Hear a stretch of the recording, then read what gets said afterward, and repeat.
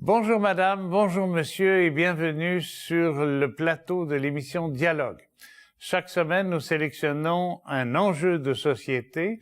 La question que nous posons aujourd'hui, c'est les rapports intergénérationnels. Autrement dit, les baby-boomers, les papy-boomers sont-ils des démolisseurs ou des bâtisseurs? Pour répondre et échanger sur cette question, nous avons invité Gaëtan Bélanger, un retraité de la ville de Québec, qui vient de publier un livre intitulé « Les boomers sont-ils coupables ?» mais aussi le responsable du certificat de gérontologie sociale à l'Université de Montréal, que je vous invite à écouter avec attention au début de cette émission.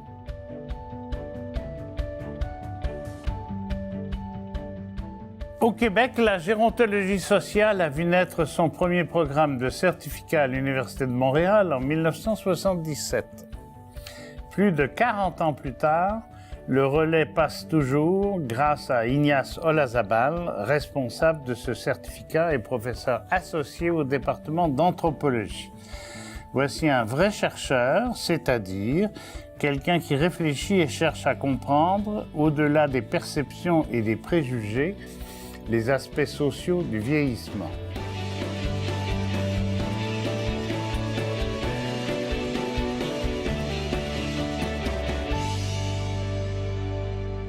Ignace Olazabal, excusez-moi d'avoir bredouillé sur votre nom. Bonjour, merci d'être là.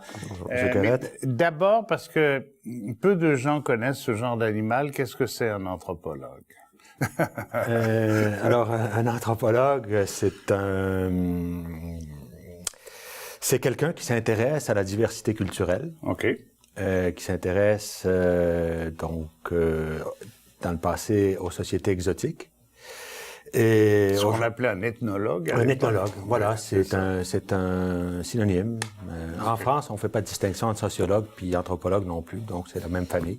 Okay. Donc c'est quelqu'un qui étudie les aspects sociaux, culturels des groupes humains. OK. Et parmi les groupes humains, donc vous êtes un des premiers, je pense, anthropologues à avoir tâté le terrain sur le plan des aînés, des bébés boomers, des papy boomers d'aujourd'hui. Peut-être d'abord, puisque j'ai dit qu'on allait au-delà des perceptions, souvent le préjugé, c'est ils sont partis avec la caisse, génération dorée, enfants et adolescents attardés, etc., etc. C'est beaucoup plus diversifié et positif parfois que ça. Hein? Ah oui, en effet. En fait, les conflits intergénérationnels, c'est pas inventé d'aujourd'hui. Chez les Romains, chez les Grecs surtout, c'était assez fort. Hein? Les Grecs les Grecs anciens n'aimaient pas beaucoup la vieillesse, et donc les jeunes se portaient volontiers à l'attaque des aînés. Donc, on n'a rien inventé de ce côté-là. Maintenant, quand on parle des baby boomers, encore là une fois, c'est quand même une appellation qui peut être excessive. En fait, faut pas oublier que tout être humain est doté de nombreuses identités sociales. Hein? Peut-être que baby boomer, c'est une identité sociale parmi d'autres. Ça, c'est la première chose. La deuxième des choses, c'est que en étudiant la question, avec des collègues et amis démographes, des sociologues, des historiens et des gens interdisciplinaires, eh bien, qu'est-ce que ça nous apprend, ce travail interdisciplinaire? Ça nous apprend que il y a un phénomène démographique qui s'appelle le baby boom, puis il y a un phénomène sociologique qui s'appelle les baby boomers. OK. Tous les enfants du baby boom, ceux qui naissent canoniquement entre 1945 et 1965, ne sont pas des baby boomers. OK. Bien important de le dire. En fait, les baby boomers sont une fraction des enfants du baby boom, d'un point de vue sociologique. Puis ça, c'est Jacques Hamel et ses collègues qui l'ont montré il y a de ça 25 ans déjà. Autrement dit, est-ce que je peux dire que ce qu'on appelle les baby boomers, c'est plutôt les années 60 que les années dans la perception que les gens ont, que les années d'après-guerre en particulier, Moi, je fais partie de cette génération-là d'après la guerre, et les conditions de vie étaient pas du tout agréables après la guerre. Il fallait tout reconstruire, tout était par terre en Europe, mais ici aussi. Est-ce qu'on peut dire que ça commence vraiment ce qu'on appelle les baby boomers, soit des années 60? Ouais, c'est l'acception sociologique. Effectivement, c'est les grandes révoltes contestataires. C'est la contre-culture aussi, il faut pas l'oublier. Oui, hein. Woodstock, là, c'est un phénomène de baby boomers. Puis ceux qui n'ont pas fait Woodstock, ceux qui connaissent pas Woodstock, ceux qui n'ont pas en fait, il y a deux façons de devenir baby boomer, si je peux me permettre de généraliser un peu. C'est soit par une mobilité ascendante, mobilité sociale ascendante, c'est-à-dire en passant par des études supérieures, ou bien en ayant participé activement à la contre-culture, ou les deux. Donc, l'esprit baby boomer, c'est un esprit de contestation contre leurs aînés. Donc, c'est pas nouveau. Donc, ce qu'on dit, les X, là, et les Y, mais surtout les X, qui tirent à boulet rouge sur les baby boomers. C'est ça. Alors, les aînés, c'est pas forcément papa, maman. Ça peut être le curé du coin et l'église, dont on s'affranchit peu à peu. Ça peut être aussi la tradition québécoise qu'on identifie à la période du Plessis, dont on appelle la grande noirceur, comme on dit. Mais essentiellement, est-ce qu'on pourrait dire, par exemple, que c'est la valeur fondamentale, c'est l'autonomie? Est-ce que c'est ça, ou l'individualisme, c'est entre les deux? Bon, moi, j'aime pas beaucoup le terme d'individualisme. Je le trouve un petit peu sévère et excessif, l'individuation. Et puis, ce que Alain Ehrenberg appelle l'autonomisation, hein? L'injonction à l'autonomie du sujet. Il faut être autonome. Chacun doit décider de son destin. Décider de son destin et ne plus souscrire à la transmission des rôles et des statuts traditionnels. Et donc, c'est ce que la mobilité sociale permet, c'est ce que les études supérieures permettent aussi. Alors, effectivement, au Québec, on a vu que les années 60, 70 constituent un élan de mobilité sociale par l'entremise souvent de l'université, un phénomène inédit au Québec. C'est ça, mais c'est pas seulement, j'allais dire, l'université, j'allais presque dire, c'est aussi, je peux avoir les enfants que je veux grâce à la pilule. Bon, tant pis pour le curé du coin. Alors, effectivement, une des principales valeurs qui ont été défendues par les baby boomers, c'est la liberté d'agir. Aller contre la contrainte établie. Alors, au Québec, c'est très spécifique aussi, hein? Parce que, cette fameuse grande noirceur qui assombrit un petit peu l'univers social à certains égards jusqu'à la Révolution tranquille, eh bien, effectivement, c'est quelque chose que les plus jeunes se sont sentis en mesure de confronter, mais c'est pas eux autres qui l'ont inventé, par exemple. OK. C'est leurs aînés. Il faut pas bien oublier, là, que tout ce que les baby boomers font mettre de l'avant, c'est pas eux qui l'inventent. C'est leurs parents et la génération d'avant. Pas forcément leurs parents, oui, leurs parents, mais aussi leurs aînés de 15 ans plus vieux, mettons, que les plus vieux, que les premiers nés du baby boom. Hein. OK. Alors, dans les instruments, on a parlé de la pilule, on a parlé de l'université, il y a aussi l'État, qui devient le promoteur de la liberté et de l'autonomie, avec en arrière la question nationale. Est-ce qu'on peut rappeler ça? Oui. Oui.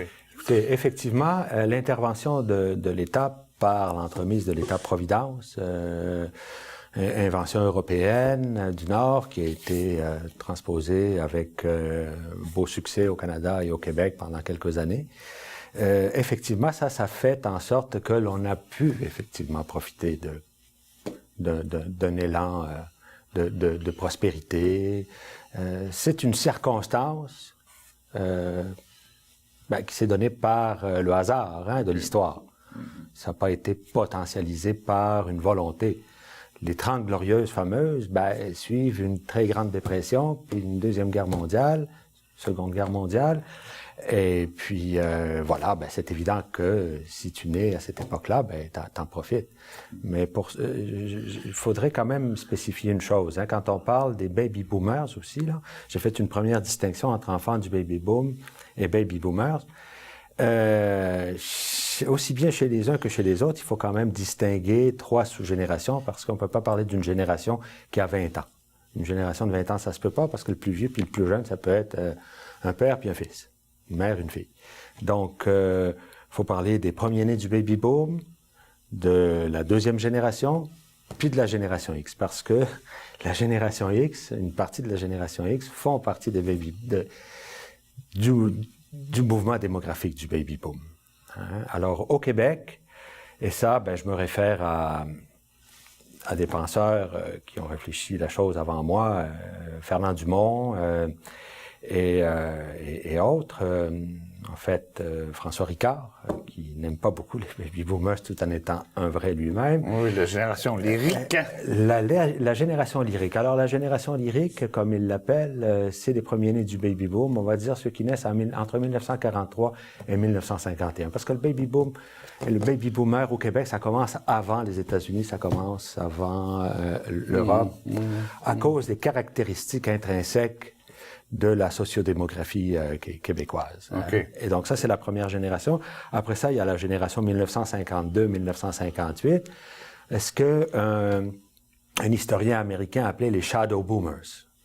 Hein, ceux qui grandissent à l'ombre de leurs aînés et qui doivent jouer du coude. Okay. Okay. Puis après ça, il y a la fameuse génération X, à laquelle j'appartiens, mais à laquelle je ne m'identifie point. Qui, effectivement, se plaint d'avoir tout manqué. Et de n'avoir plus que les miettes du festin, si j'ose dire. Comme M. Bélanger l'a si bien démontré dans son ouvrage. Voilà. Alors, on reparlera à M. Bélanger qui nous écoute avec attention en ce moment. Évidemment, je me suis souvenu de mes lectures anthropologiques, le fossé des générations de Margaret Mead, et elle fait notamment une distinction assez forte, et vous allez me dire si ça correspond à quelque chose ici au Québec. Margaret Mead dit les générations précédant le baby boom, je simplifie, sont des générations post-figuratives. Ça veut dire les parents transmettent aux enfants une tradition, de génération en génération. C'est très facile à comprendre, de père en fils. Bon. À partir donc de quand, c'est la question, ça devient préfiguratif, c'est-à-dire c'est les parents qui apprennent de leurs enfants. On le sait déjà, par exemple, parce que nous sommes des perdus de l'informatique, et heureusement on a le petit-fils ou la petite poussette, comme dirait Michel Serres, qui nous stimule et nous enseigne.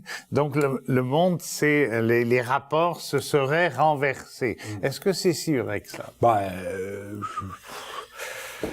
Là encore, c'est des catégorisations un petit peu trop en bloc, là. Oui, oui. Effectivement, on peut dire que la génération du... Je pense que Margaret Mead a vu quelque chose d'intéressant quand elle parle des baby boomers comme génération préfigurative. Oui. Et quand elle parle de génération préfigurative, elle l'oppose à la génération post-figurative de transmission intergénérationnelle. Faut bien voir que dans les sociétés anciennes, ancestrales, le but, lorsqu'on transmettait, c'est de maintenir les choses telles qu'elles étaient. Reproduire. Surtout pas parce qu'on aimait ça, mais parce que c'est une question de sécurité. Oui, surtout dans les sociétés sans écriture, il ne faut pas que ça change, puis il faut garder aussi les prérogatives des plus vieux sur les plus anciens. Ça a un sens anthropologique. Oui, sinon, danger, catastrophe. Oui. Voilà. Et donc, les baby boomers ont dit, quand ils étaient dans leur jeune âge adulte ou à la fin de l'adolescence, ils disent, on va contester radicalement ce que nos parents nous transmettent, notamment eu égard à la famille, eu égard à l'idéologie politique, eu égard aux valeurs sociales. Et donc, effectivement, ils se réinventent en quelque sorte. Ils profitent donc d'un terreau fertile pour se faire. Ils le font, et ce qui caractérise la culture préfigurative, c'est que c'est pas une culture qui se transmet intergénérationnel, mais qui se transmet sur une base horizontale. Ah, vis-à-vis des pères. Vis-à-vis des pères, P-A-I-R-S. Oui, c'est ça. C'est toujours, oui, d'accord. Et non pas P. Oui, les égaux d'âge. Les égaux d'âge. Et donc, effectivement, elle remarque ce fait-là. Et ça a de l'allure. Je pense qu'effectivement, les années 60, 70, on voit un peu ça. Mais vous remarquez, on verra, on va présenter vos livres tantôt, vous semblez remarquer que en avançant en âge, j'allais dire, ils vieillissent deux fois. Ils vieillissent évidemment au niveau de l'état civil et de leur état physique et mental, mais ils redeviennent des vieux en quelque sorte. Est-ce que c'est et donc ils reprennent le rôle traditionnel de leurs parents et grands-parents? Est-ce que j'ai fait une mauvaise lecture? Non, mais en fait, il faut nuancer à cet égard-là. Et donc, c'est le troisième concept que Margaret Mead utilise, la culture cofigurative, qui est une espèce de synthèse entre le post et le pré. Alors, effectivement, en vieillissant, les baby boomers, et notamment lorsqu'ils s'investissent dans leur rôle grand-parental, ce que j'ai étudié plus précisément, effectivement, on se rend compte qu'ils transmettent. Il y a une forte dose de transmission. Donc, contrairement à ceux qui pensent qu'ils ont tout pris, n'ont rien laissé, le premier à dire cela, c'est François Ricard. François Ricard dit qu'ils ne sont surtout pas intéressés par la générativité, par la transmission. Or, c'est pas vrai. Des études empiriques, aussi bien au Québec qu'en France, montrent le contraire. Puis en France, c'est encore plus vrai. À cause de la crise de l'emploi. À cause de la crise de l'emploi, les baby boomers sont extrêmement inquiets de l'avenir de leurs enfants. Et donc, ça les angoisse carrément. Au Québec, la situation n'est pas comparable. Mais les baby boomers sont quand même des grands-parents, souvent, hein, pas toujours, mais souvent, c'est des grands-parents actifs qui ne font pas juste ça, mais pour qui la famille et la transmission intergénérationnelle, elle garde un sens. À son importance. J'ai envie de vous poser une dernière question avant de passer à la suite de l'émission, pour cette première partie. Est-ce que c'est fini? Autrement dit, je sais que c'est une question à 30 sous très difficile, mais est-ce que vous avez dégagé 3 générations? Est-ce qu'il va y avoir une 4e ou est-ce que ça sera plutôt la première génération d'autre chose? Alors, c'est difficile. Hein? C'est-à-dire que les baby boomers ont développé une culture, une culture sociale. C'est clair. C'est effectivement la génération des premiers-nés du baby boom qui ont profité de l'accès à la consommation. C'est pas eux autres qui l'ont inventé, la consommation. La consommation a encore été inventée par leurs aînés. Ça a été inventé par Walt Disney, ça a été inventé par Ford, effectivement. Et donc, ils sautent à pieds joints sur cette chose-là, qui est la consommation, l'hyperconsommation. Et les générations successives embarquent de la même façon. Donc, la consommation, aujourd'hui, c'est une valeur sociale qui est normale, qui est acquise. Il y a des marginaux qui sont dans la simplicité volontaire, qui sont dans la déconsommation, mais c'est pas la norme du tout. Donc, effectivement, là, ils créent quelque chose. Ils ont aussi réinventé la famille. Ça, s'il y a un constat empirique là qui va au-delà de toute opinion morale ou idéologique, là, c'est effectivement que la famille s'est transformée. C'est la première génération à véritablement transformer la famille dans tous les sens. Donc, par exemple, les familles reconstituées. Les familles reconstituées. D'ailleurs, ça fait le divorce. Il y a une sociologue française, Irène Théry, qui a même créé un concept pour décrire la banalisation du divorce. Elle appelle ça le démariage. Ah oui. Effectivement. Puis si on regarde les statistiques, si on regarde l'évolution du taux de divorcialité au Québec, alors on voit qu'en 1992, ce taux est à 52%, c'est le pic, chez les personnes mariées. Donc, c'est effectivement les baby boomers de la première génération. Et donc, ces façons de faire sont transmises donc ça continue. Comme faisant partie d'un modus vivendi operandi habituel. OK. Merci, Monsieur Olazabal. Nous allons nous retrouver en troisième partie, mais je sais que vous allez écouter avec attention Monsieur Bélanger, à la rencontre duquel je vais maintenant. Bienvenue sur le plateau de Dialogue. Merci, Monsieur Carré.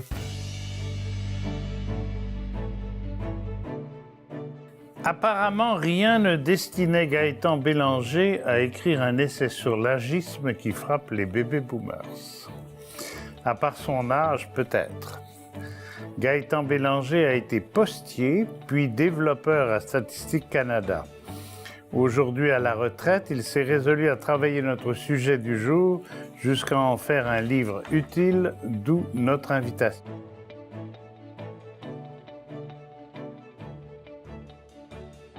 Alors, bonjour Gaëtan Bélanger. Quelle mouche vous a piqué pour écrire un... Je sais que vous avez un certain talent d'écrivain. Vous avez écrit on peut dire des romans, aux éditions de Nuit Blanche, que par ailleurs, je connais bien, entre autres. Mais alors là, un bouquin en gérontologie, sans avoir multiplié les doctorats comme M. Olazabal, c'est bizarre, c'est bizarre. Ouais.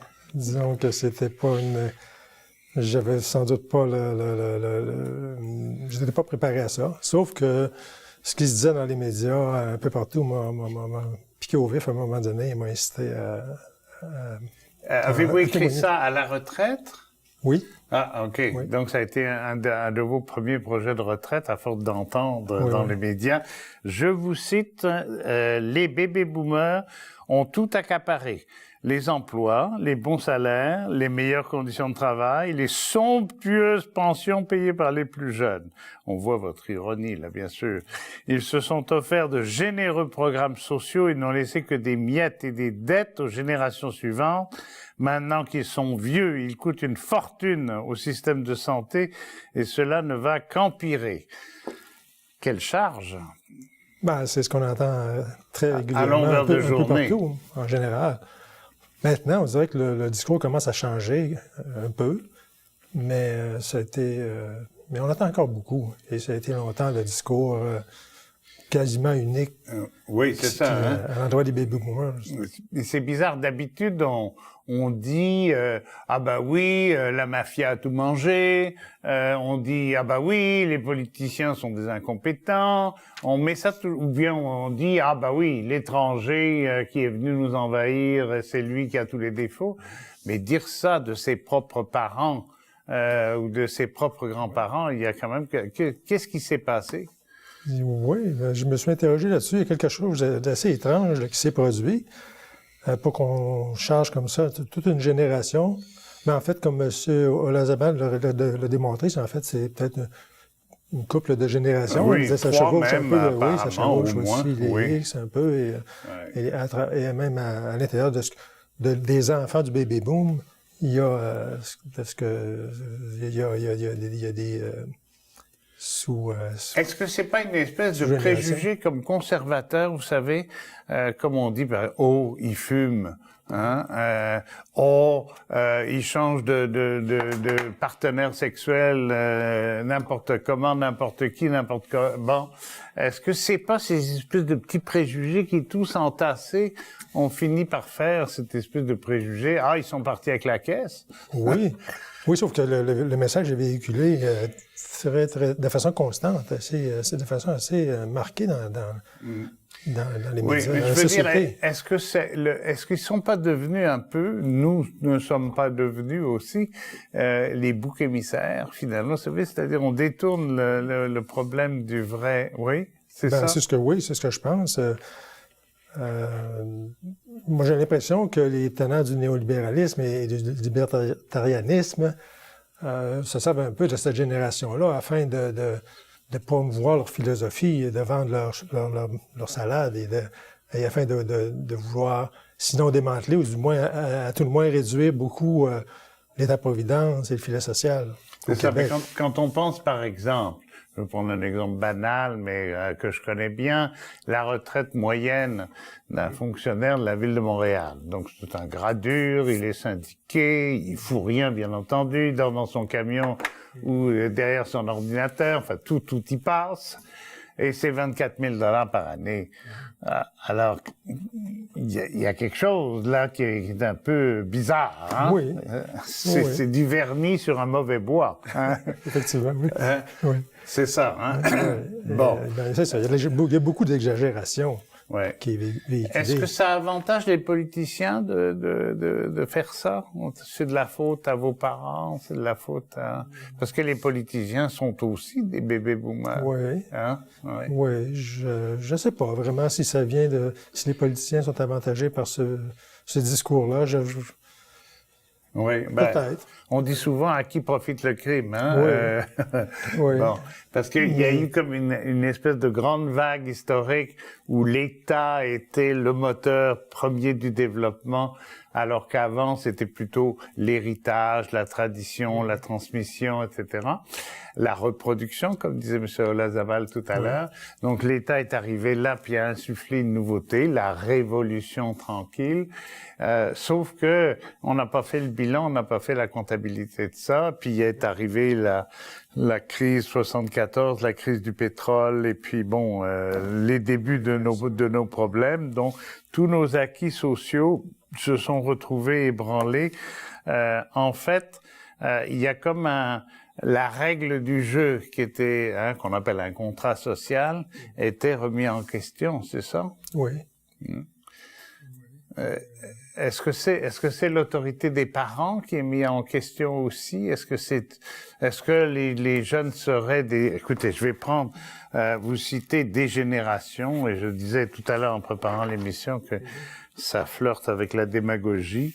Ton arrière-arrière-grand-père a défriché la terre, ton arrière-grand-père, deuxième génération, a labouré la terre, et puis ton grand-père a rentabilisé la terre, puis ton père l'a vendue pour devenir fonctionnaire. Oui, le fameux boomer qui a vendu la terre pour... C'est ça. Oui. Ouais. Vous qui étiez postier, est-ce que fonctionnaire, c'était le bout du bout, l'idéal total? Non, pas du tout. Non. Pas du tout.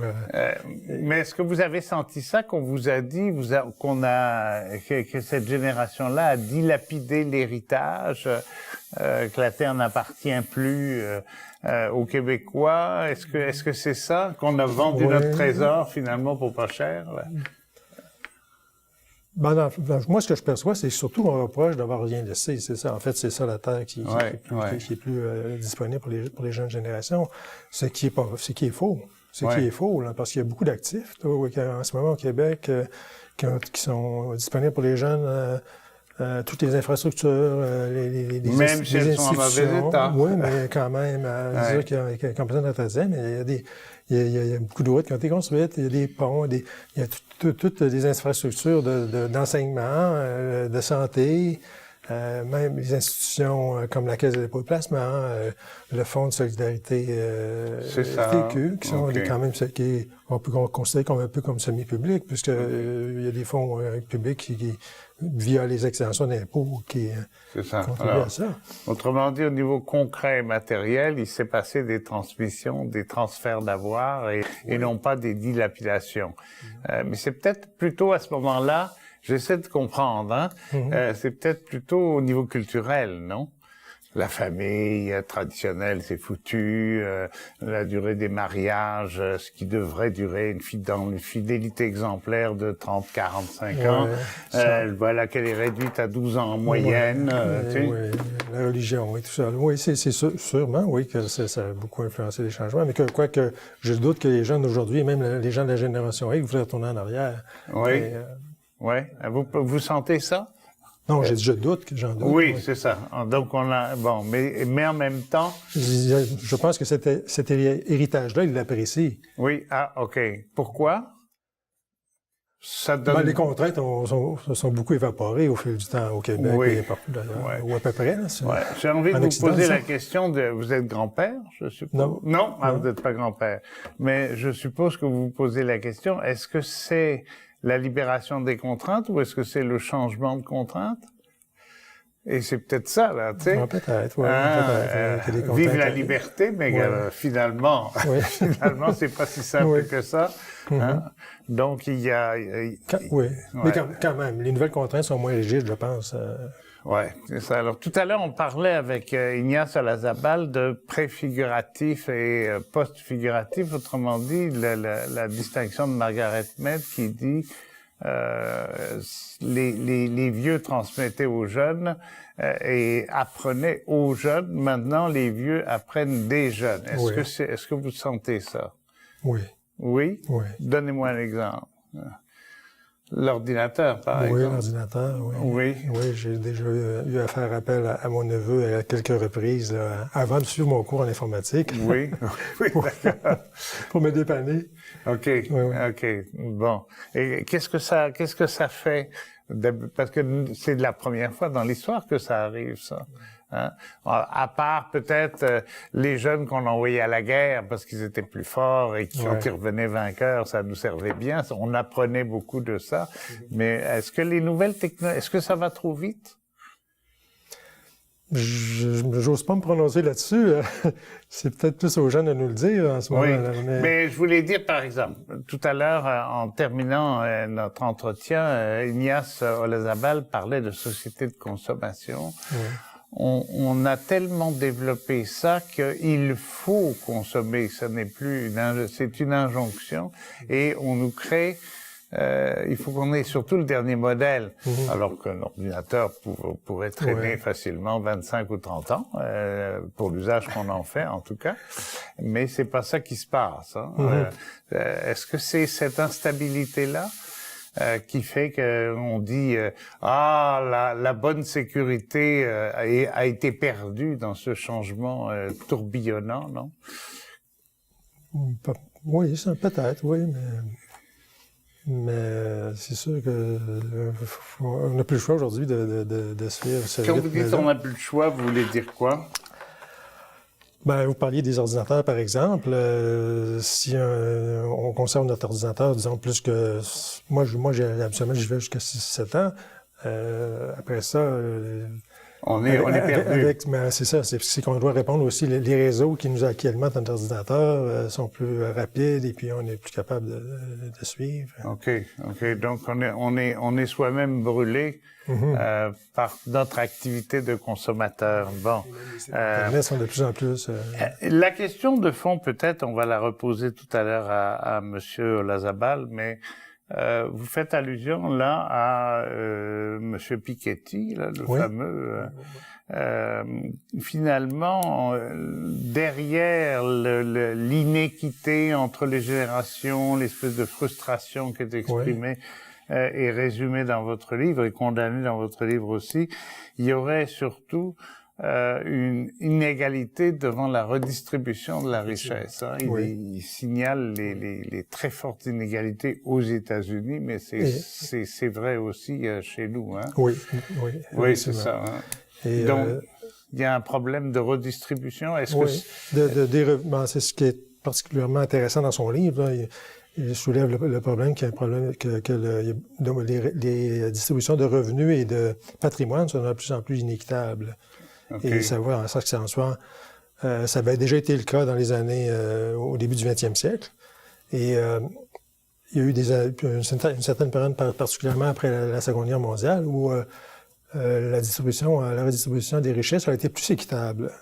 Et à partir des années 80-90, l'écart a recommencé à se creuser de façon marquée.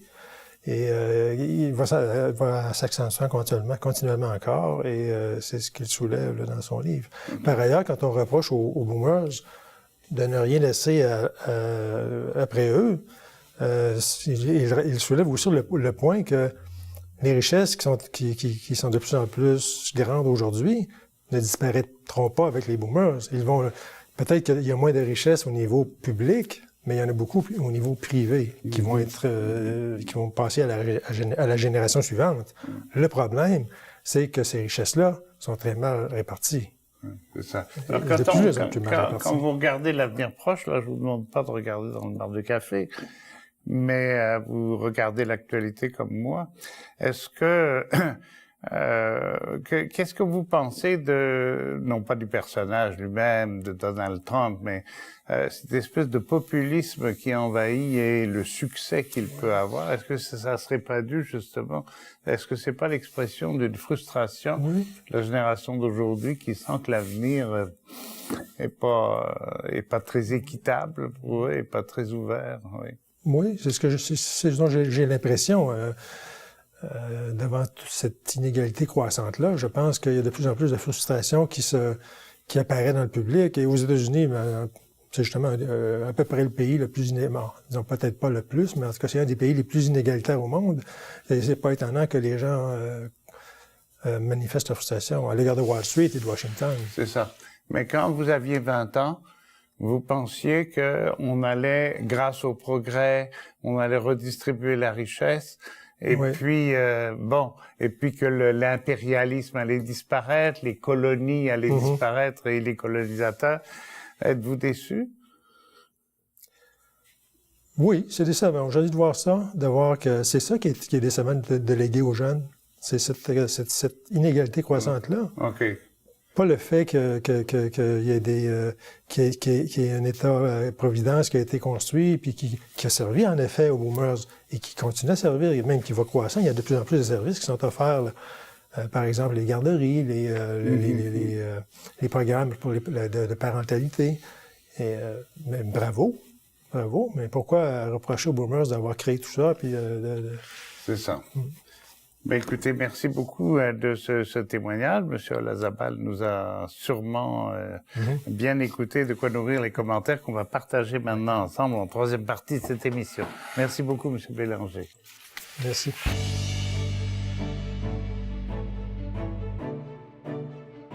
Pour nous soumettre vos commentaires et suggestions, n'hésitez pas à nous écrire à l'adresse indiquée à l'écran. Visitez aussi notre site Internet ou notre page Facebook pour des suggestions de lecture en lien avec le sujet de l'émission et pour des séquences vidéo inédites. Alors, rebonjour pour cette troisième partie d'émission que nous allons faire tous ensemble dans un esprit de synthèse. À propos de la question d'aujourd'hui, les bébés boomers sont-ils des bâtisseurs ou sont-ils des démolisseurs? Bon, je pense qu'on a commencé à y répondre. Peut-être par un biais, est-ce qu'on peut dire, Monsieur Olazabal, les premiers retraités baby boomers, ça date de quand, ici au Québec? Alors, les premiers nés du baby boom au Québec, on s'entend, comme je le disais tout à l'heure, pour les faire naître vers 1943. Donc, la première génération, c'est 1943-1951. On dit qu'une génération, c'est 7 ans. OK. En général. OK. Donc, ces gens-là les plus jeunes ont 65 ans. Déjà, 1951, c'est 65 ans. 1943, c'est 73 ans, 74 ans. La moyenne de la prise de la retraite au Québec, en ce moment, est en train de hausser, mais c'est autour de 61,3, 61,4. Effectivement, ça c'est la moyenne naturellement des baby boomers puisque c'est eux qui sont en train de prendre la retraite et on parle de moyenne, donc c'est ça. Ça fait quand même 10 ans que les premiers ont pris leur retraite. OK. Alors, à cet égard, vous intervenez évidemment à titre personnel. Vous avez pris votre retraite en quelle année? Il y a 10 ans. Il y a une dizaine d'années. Oui. En fait, 2008. L'image qu'on avait il y a 20 ans, dans le grand public, c'était l'image liée au soleil, liée à la chaise longue, hein, c'était la chaise berçante. Autrement dit, une image de retraite qui correspondait à un repos mérité, disait-on, à l'époque, avant de tomber dans la maladie, le noir et la mort, hein, grosso modo. Il me semble qu'il y a quelque chose qui a changé par rapport à ça. Les bébés boomers ont changé, j'allais dire, la couleur et les paysages depuis donc 2003-2004 qu'ils arrivent à la retraite. Ah oui, et pas à peu près, hein. On parle d'une retraite active, là. C'est plus une retraite-retrait, là, comme Anne-Marie Guimard en parlait. Anne-Marie Guimard parlait. C'est une retraite active, là. Un baby boomer, un enfant du baby boom même en général, qui prend sa retraite, il peut être plus actif, plus hyperactif pendant les premières années, pendant la première époque de sa retraite ou pendant le moment justement de santé et de vigueur qu'il pouvait l'être à l'ouvrage. Alors, effectivement, on parle beaucoup aujourd'hui de participation sociale. On parle beaucoup de... bénévolat.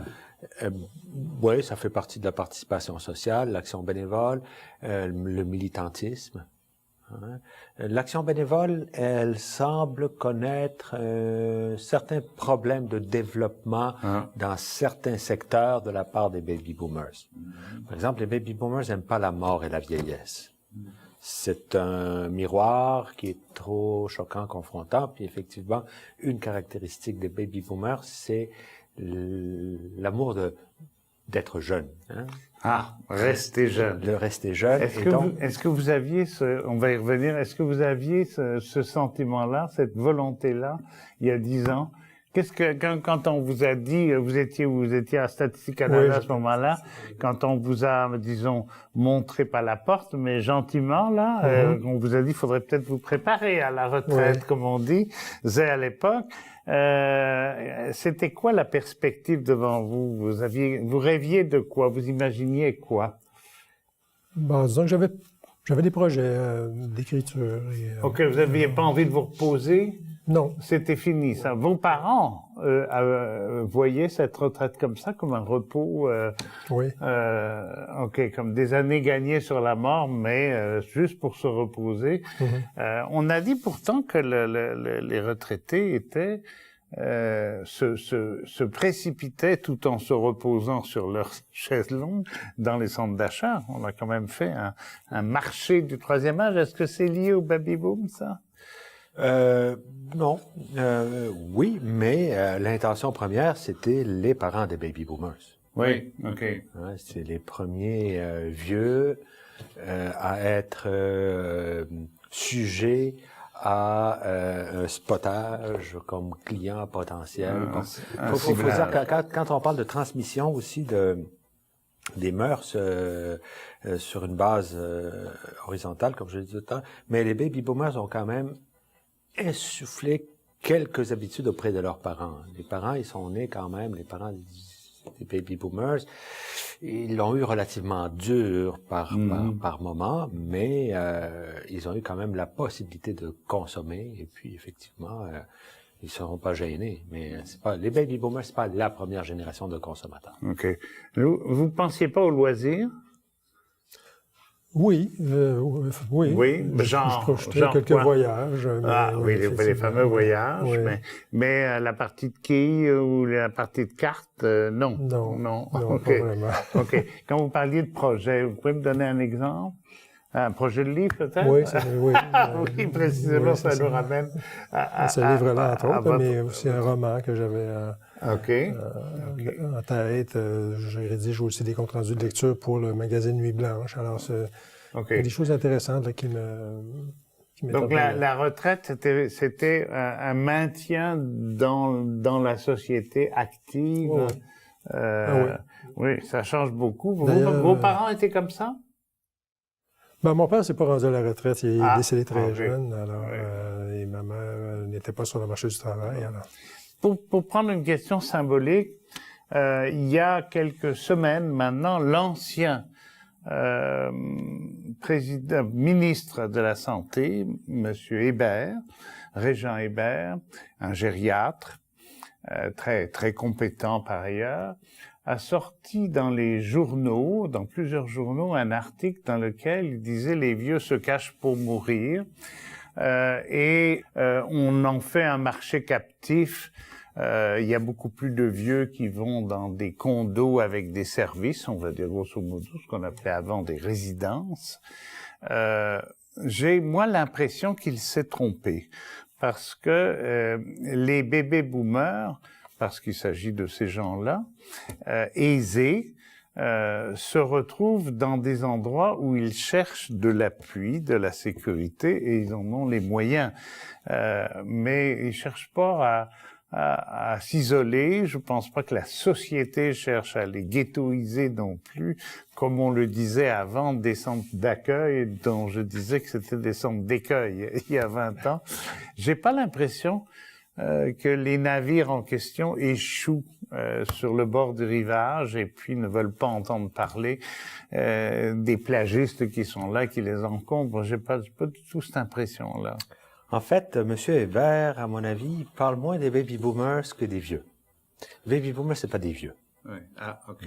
Même si on 73 ans, c'est pas encore des vieux.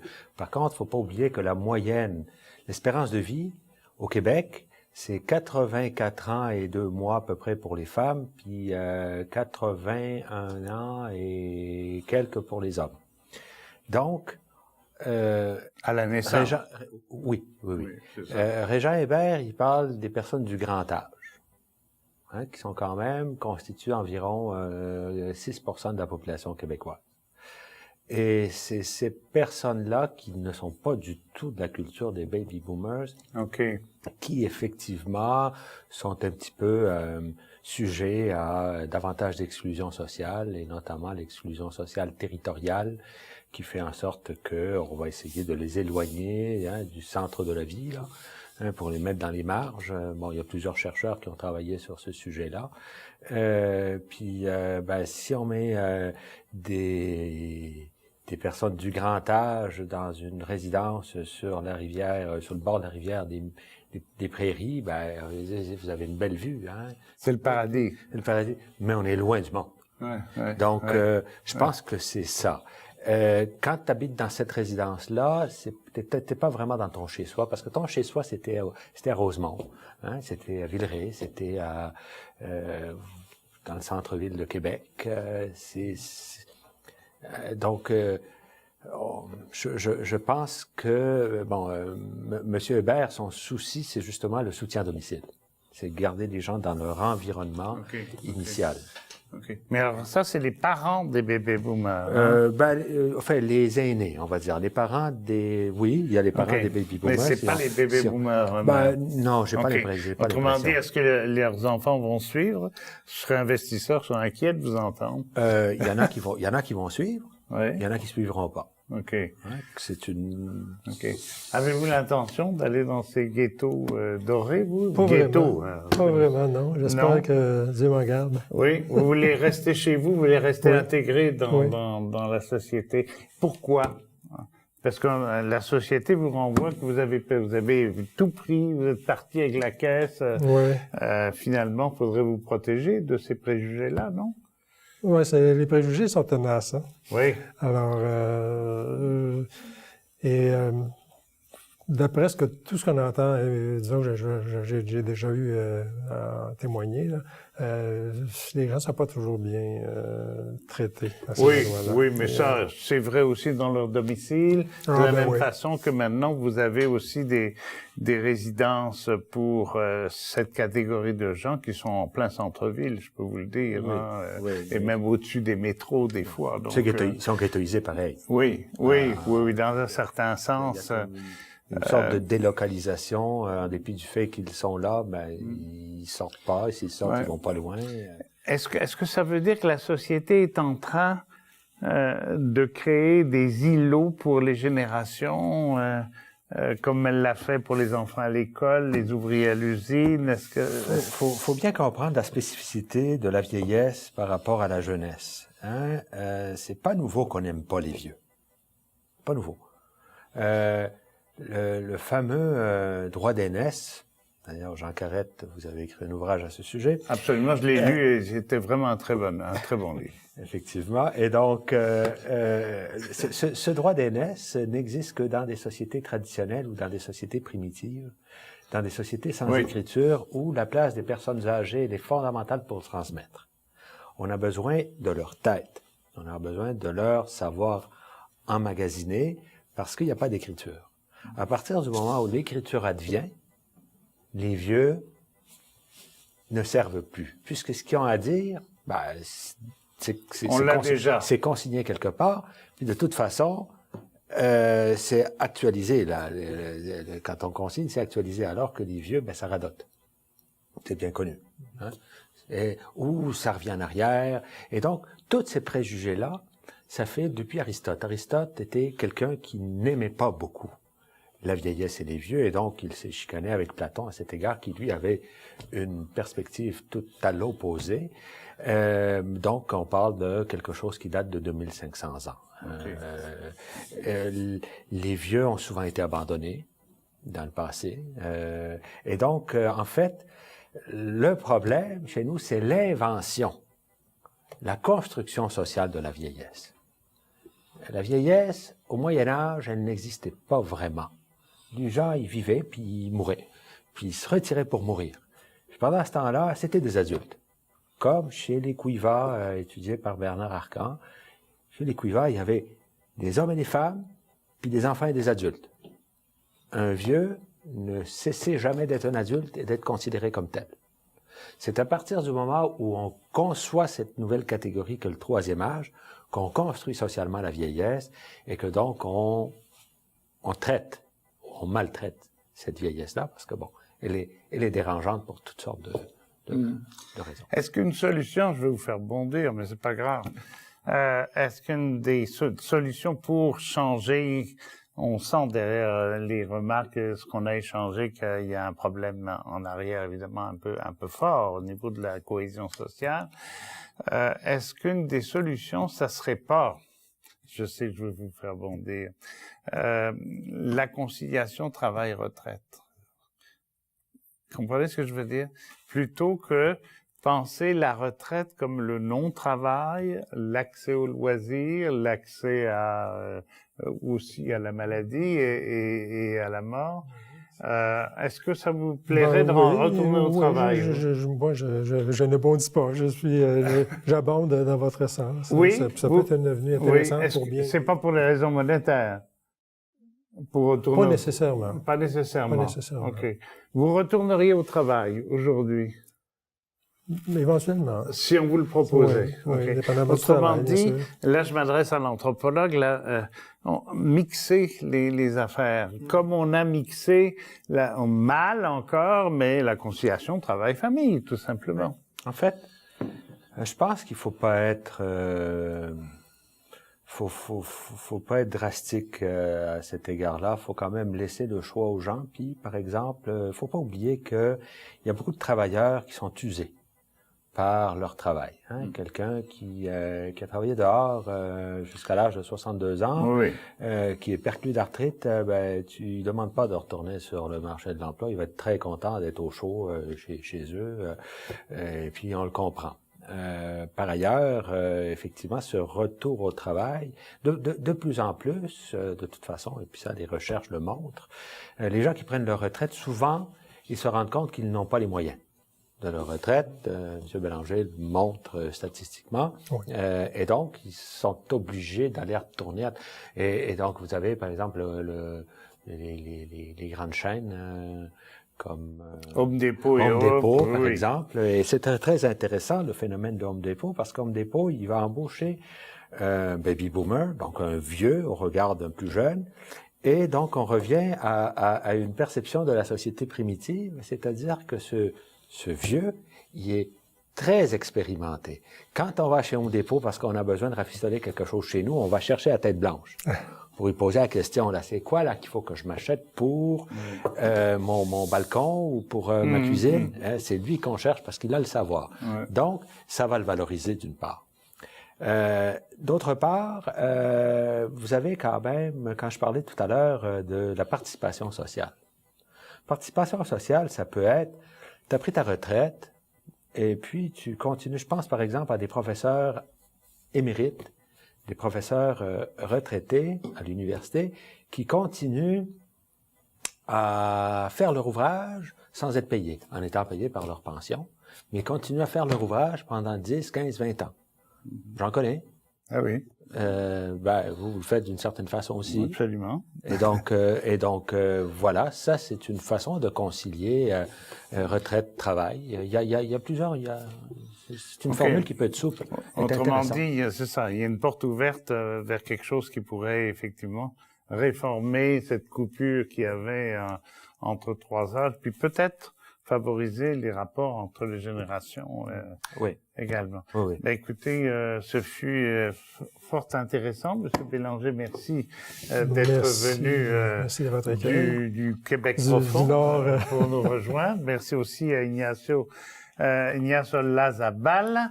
Je vais maintenant profiter de la biographie. Je précise que, comme je le fais à chaque fois, c'est des ouvrages que j'ai lus, sauf le dernier de M. Olazabal, on en parlera tout à l'heure. Et donc, j'ai pensé des ouvrages intelligents. C'est pas des ouvrages qu'on m'a donnés en service de presse pour glisser à l'image. Le premier, peut-être, le problème des générations, parce que je pense que c'est un des piliers de la réflexion, et une réflexion sensée profonde. Karl Mannheim, le problème des générations, donc c'est publié chez Nathan. Robert Rochefort, Vive le baby-boom. Vous parliez de consommation. Rochefort, c'est l'ancien directeur du CREDOC en France, la documentation sur la consommation, chez Odile Jacob. Athias Donfus, Génération et âge de la vie. Elle a été responsable des recherches à la Sécurité sociale, la Caisse vieillesse en France. La collection Que sais-je, pour ceux qui fatiguent à la lecture très longue. À propos de petits livres, vous n'êtes pas dans Que sais-je, mais vous êtes dans une bonne édition, les éditions M. Gaëtan Bélanger, les boomers sont-ils coupables? Vous vous sentez pas coupable? Pas tellement. Non, pas vraiment. OK. Bon. Régis Debray, je peux pas m'empêcher parce que, bon, j'avais pensé aussi à Catherine Chalier, je sais pas si vous connaissez, sur la retransmission également, mais elle est plus spécialisée. Régis Debray, transmettre aux éditions Odile Jacob encore. Un sociologue français, Le destin des générations par Louis Chauvel. Très intéressant, y compris sur Internet, d'ailleurs, où ces conférences sont diffusées. Ça, j'adore. Ça, c'est la Bible de mes 20 ans, un peu plus, presque 30 ans. C'est la Bible d'après 68, traité de savoir-vivre à l'usage des générations. Alors, ça fait vieux titre du XVIIe siècle ou XVIIIe, alors qu'en fait, c'est vraiment un éloge de presque la postmodernité. Je termine par vous, Monsieur Olazabal. Donc, vous avez publié Que sont les bébés boomers devenus, aspects sociaux d'une génération vieillissante aux éditions Nota Bene. Et puis la presse de l'Université du Québec, bien qu'étant à l'Université de Montréal, mais maintenant il y a des fusions partout. Les bébés boomers, une histoire de famille, une comparaison Québec-France avec toute une batterie de chercheurs très intéressants. Alors merci d'avoir participé à cette émission. Merci aussi de nous avoir suivis pendant toute cette heure et à la semaine prochaine pour étudier un nouvel enjeu de société. Merci.